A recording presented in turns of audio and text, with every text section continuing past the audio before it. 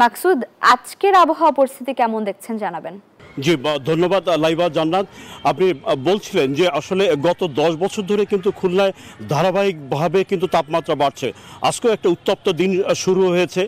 আমরা পরিসংখ্যান নিয়েছি আবহাওয়া অফিস থেকে, সেখানে তারা বলছেন যে গত মাত্র 2 বছরের ব্যবধানে কিন্তু এখানে 2.7 ডিগ্রি পর্যন্ত তাপমাত্রা বেড়েছে। আমরা কথা বলেছি যে বিশেষজ্ঞ যারা আছেন তাদের সাথে, তারা বলছেন যে জলবায়ু পরিবর্তনের পাশাপাশি কিন্তু ভূমির সঠিক ব্যবহার এখানে হয় নাই।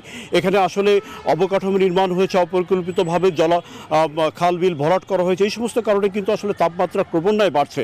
আমরা একজন বিশেষজ্ঞের সাথে আজকে কথা বলতে চাই, যিনি কিনা এই খুলনা আবহাওয়া অফিসে দীর্ঘদিন ধরে কাজ করছেন। উনি এখন অবসর নিয়েছেন, কিন্তু আবহাওয়া সম্পর্কে ওনার ভালো ধারণা আছে। আমরা তার কাছে যেতে চাই যে কি উনি হচ্ছেন আমিরুল আজাদ, খুলনা আবহাওয়াবিদ হিসাবে ওনার যথেষ্ট সুনাম সুখ্যাতি আছে। জানতে চাই যে কেন ডে বাই ডে খুলনার এই তাপমাত্রা বাড়ছে। ধন্যবাদ। বর্তমানে আমাদের যে এপ্রিল এবং মে মাস, এই 2 মাসে দেখা যাচ্ছে যে তাপমাত্রা বৃদ্ধি পায়। এর মূল কারণ হলো যে আমাদের যে খুলনা বিভাগটা এবং যশোর চুয়াডাঙ্গা সহ আমাদের এই এলাকায় তাপমাত্রা বৃদ্ধি পাওয়ার কারণ হিসেবে আমরা 2টা কারণ বলতে পারি। প্রথমত হলো ভৌগোলিক কারণ, দ্বিতীয়ত হলো জলবায়ু পরিবর্তনের ফলে। ভৌগোলিক কারণে যেটা হয় যে আমাদের এই এলাকার আশপাশে সমতল এবং লোল্যান্ড দুইটাই আছে। দ্বিতীয়ত হলো আমাদের এই কর্কটক্রান্তির অবস্থানে, সূর্যের অবস্থানের কারণে সূর্য তীব্রভাবে খাড়াভাবে যে আমাদের সূর্যকিরণ দেয়, তার ফলে তাপমাত্রা বৃদ্ধি পায়।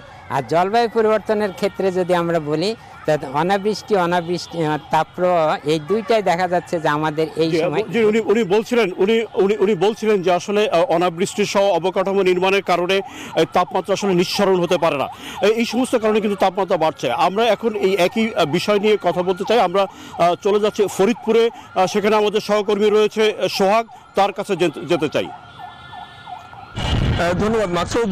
একই চিত্র কিন্তু ফরিদপুরে বিরাজ করছে। আমরা দেখতে পাচ্ছি যে ফরিদপুরে বেশ কয়েকদিন ধরে যে তাপ প্রবাহ সেটি কিন্তু চলছে।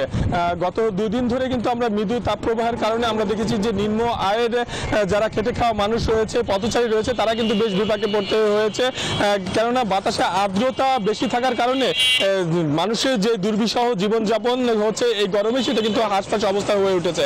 এই কারণে আমরা দেখেছি যে ফরিদপুর জেলার বিএনপি এবং সহযোগী অঙ্গ সংগঠন এবং ইসলামিক যে দলগুলো রয়েছে, তারা সাধারণ যারা পথচারী রয়েছে তাদেরকে পানি, শরবত সহ নানা ধরনের তরল জাতীয় যে খাবার সেগুলো কিন্তু বিতরণ করছে।